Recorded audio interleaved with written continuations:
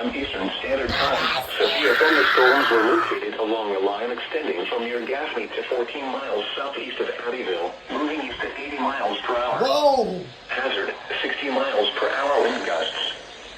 Source, radar indicating. Impact, expects damage to trees and power lines.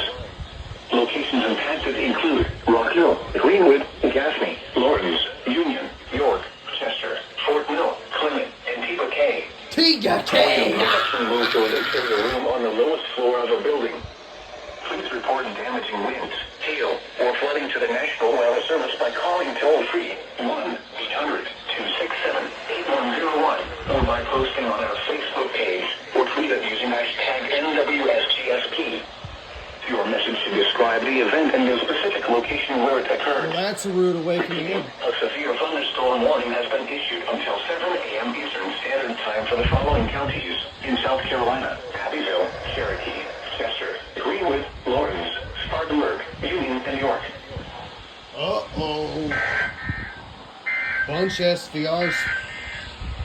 The National Weather Service